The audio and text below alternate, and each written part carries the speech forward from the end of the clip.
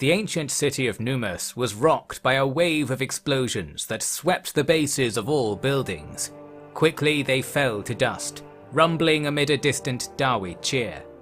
Magical strands were unknotted from temple altars, although the fields of darkness were not entirely quietened. The powerful necromancy pillars had been harvested like lumber and dragged back west for use as fuel by the Legion. During this process, it hardly need be said, Settra and his final skeleton host had been crushed without contest.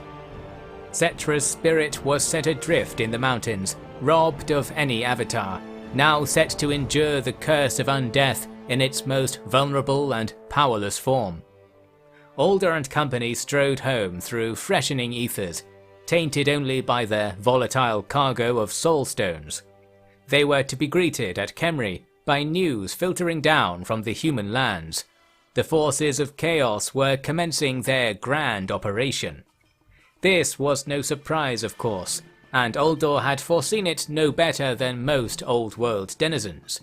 Clashes with the thralls of chaos in the north had been ongoing for years prior, but those upstart Norsekins were but a sample of what the twisted gods were preparing. Now warriors of metal and magic stomped into the empire. No doubt distant battles and dramas of epic proportions were daily fought in the hills of the Umgi lands. News of such things was hard to extract from the lips of the first trickling refugees shuffling from hired boats. These were the rich families, first to escape, least to say of the horrors they fled. Other Umgi were not likely to even know of Uldor's redoubt, or if they did, would not presume that they could gain entry. These rich newcomers presumed that with confidence, for they had gold to offer, which opened the doors to even the most sacred Karak halls when collected in sufficient volumes. They found Uldor's empire quite accommodating, with a variety of aged sandstone ghost towns ready to provide shelter. In truth, they were hardly shelter enough from the midday sun, let alone all the other ills the world was succumbing to. Then again, Uldor's project was not for their benefit in the first place. No word had yet come from the Karazhan Corps, continuing a drought of contact, spurred initially by spite at Uldor's supposed folly. Now, perhaps, it carried on by the fog of war, as Chaos supporters, beastmen, and enthralled greenskins all rose up across the world, invigorated by the pulsing drums of the gods growing louder in their heads each day. A few even troubled Atalan, although by then Uldor's various preparations had come even further along than originally planned, primarily due to the near unthinkable dabblings of Khazran Crompson. In the Karaks, the master engineer worked alongside his lord to create a new generation of firearms, a process that compressed a generation's progress into a few weeks of intense tinkering, sweating brows cooled by a mysterious and invisible wind wafting from piles of captured artifacts. Rifle barrels were decorated with Electrum runes, and the simple actions were swapped for rotating cylinders with several breech-loaded powder chambers. It was a finely tuned design that even some of the experienced smiths couldn't build. When it worked, though, it produced a weapon strong enough to withstand dark powder shot, and handy enough that it could be fired as quickly as a thunderer cared for. This new weapon came in alongside grenade launchers to hurl bombs, portable brimstone cannons for dynamic artillery work, and scattershot blunderbusses especially suited to shooting at massed ranks harassing the shield wall. The Legion veterans were moved into the reserves, and a fresh army was raised to bear these new weapons. The Atalan dwarves were full converts to Uldor's doctrine, and clamoured to get their hands on the latest arms and armour beneath the scowling statues of their ancestors. The issue was not recruits, but production. The secret behind all these new weapons was a little spice of darkness that seemed to always bypass the limitations of materials and techniques, if only when Khazran's growing cabal was involved. Electrum engravings, dark powder, and soulstone accelerators were all resources that could only be harvested close to the dangers of Nagashi magic. This left two options: to be satisfied with what they had, or to seek out those dangers again. You may appreciate by now that it was a certain kind of engineer who had joined Uldor's expedition, one that was not likely to be satisfied when a path ahead lay open, no matter the dangers upon it. The kind of engineer whose hesitation to stoop to magical augmentation faded instantly when they saw a brimstone torpedo soar 500 meters from a shoulder-mounted launcher. It only took a short debate for a second campaign to the east to be arranged, with the simple goal of collecting more enchanted materials, and the simple excuse of a wish to destroy such enchanted materials before they resurrected the Old Kingdom again, which in fact was a real possibility. The project concerned a location deep in the deserts, far from the remains of Nehekaran civilization, a place known as the Black Pyramid of Nagash. Its name provides a decent overview of the nature of this historic site.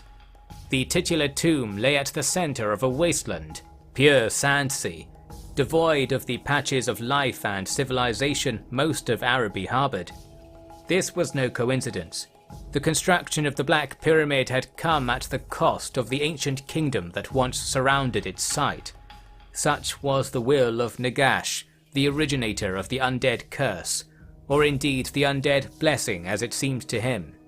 The pyramid was a quiet sanctuary for his formless powers, spawning the dark winds that he had hoped would sweep the world before his empire was torn apart and made dormant by its many civil wars and the encroachment of old world crusaders.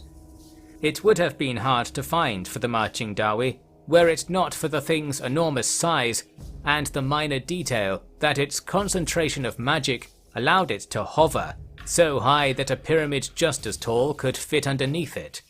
A huge triangle hung in the sky, beckoning the hunters onwards. So far from it all. Seems like the corruption of chaos is just a tale now, doesn't it? Story said to Uldor atop the trundling tank. It will be just a tale, one we tell. I wonder how many will live to hear it, Uldor mumbled. A few more than the Chaos Gods bargained for, I'll wager. Kazran was explaining how these winds work. We're concealed, are we not? In a way, I believe so, Uldor nodded. All the talk of Umgi going mad and killing their own up in the Empire. Talk of battles and such. Seems to me that our own surface dwellers are keeping their heads on. The darkness, as they call it, clouds the immaterial realm. Makes sense. Arkan the Black said these powers were designed to thwart chaos in ancient times, to be free of the gods by making magic of their own. Makes you think. You feel like you're walking in trepidatious footsteps, Lord. In a sense, although not walking, eh? Ah, of course. Well, it's hard for me also. The more I think on it, though, the more I sense that the time to truly determine the right course grows short. There's a kind of spreading of bets to be done, isn't there? The Karazhan Corps carries on as my ancestors would have known it, in the far mountains. They'll do things their way.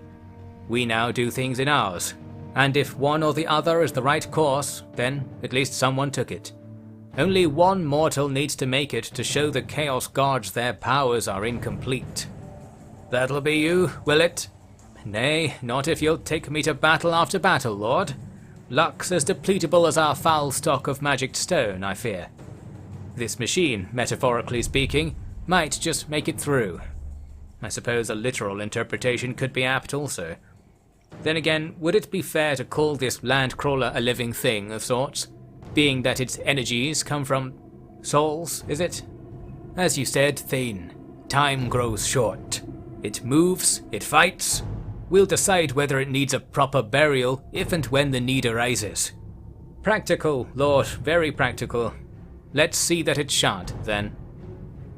There was no reason to believe the Black Pyramid would be undefended, and indeed it had warriors stowed away in its vaults for just such an occasion as this.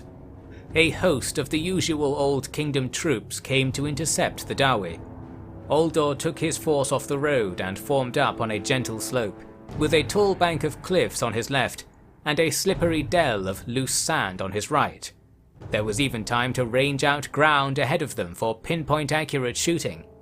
Then it was merely a case of pulling triggers once the targets appeared, and the Dawi could carry on their way. This battle, though, was different to the standard exercise in skeleton shooting. Just as the undead came into view, a great volley of arrows jumped over them and flew at the legion. They clanked and pinged from shields and armor. However, not a single shot missed the mark.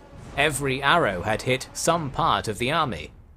This unlikely twist of chance was in fact only natural, and the next volleys demonstrated this fully. More arrows came, different to the first volley. They were more like spears, pikes even. They came from a great distance, behind a sandbank, and without exception landed on a target.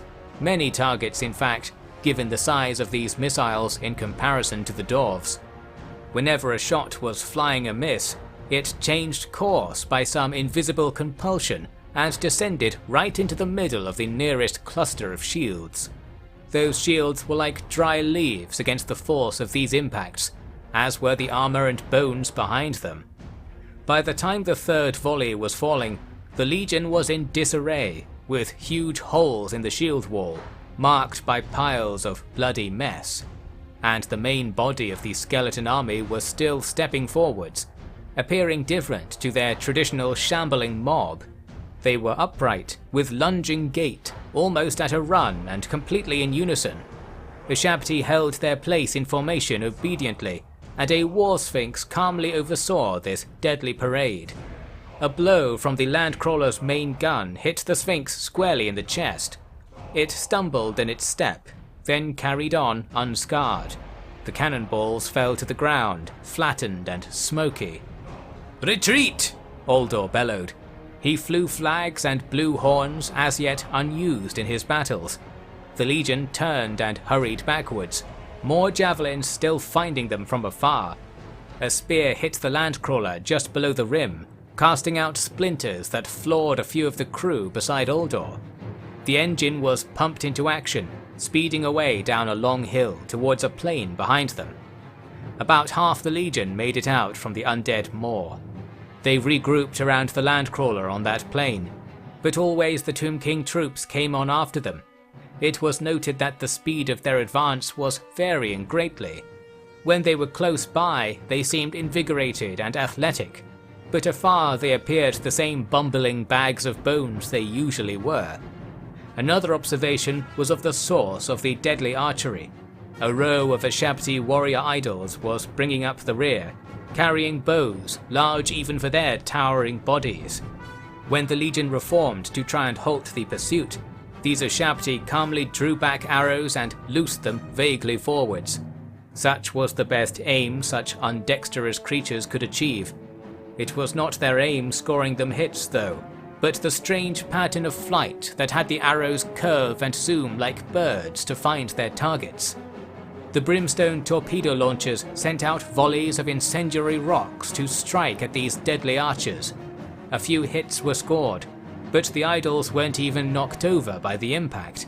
In the past, even a well-thrown axe had been enough to at least topple an Ashabti for a moment. There was suddenly no hope, and the legion left the field again, this time in a complete rout. Uldor pulled some of his commanders on top of the landcrawler. Story jumped up and clung onto the sides just as it turned to flee the crashing wave of skeletons speeding towards them. Again that wave was speeding up the closer it got. This was dire news for those Dawi fleeing on foot. The cannons were abandoned, providing a distraction as the war sphinx picked them up and toyed with them curiously. The gyrocopter made an easy escape at least, carrying some troops and valuables with it. The landcrawler helped more than expected too. As it sped off, more arrows came down around it. It seemed that most of the shots were curving right for it. The more the Dawi dispersed in their mad flight, the less accurate the shooting became, and indeed the further the Ashabti fell behind in their pursuit. Quickly the arrows were landing nowhere close, then too far behind. The Nagashi force gave up their pursuit, and could be just made out through a telescope shuffling back to the pyramid, now moving with swaying lethargy. The landcrawler was slowed, and then trundled back towards Atalan. The smoke from its engine made for a useful signal, bringing in a handful of speedy stragglers still close enough to see it. The extreme majority of the Legion were either on their own in the empty desert, or lay still on those battlefields, the sand beginning to drift over them, grain by grain. The gyrocopter ferried those it could to join the landcrawler, and collected some supplies from the Umgi villages on Atalan's fringes. The danger was over, leaving only the quiet journey back to the valley. Plenty of time to figure out just what had happened. That was not luck. That was not strategy. That was certainly not engineering.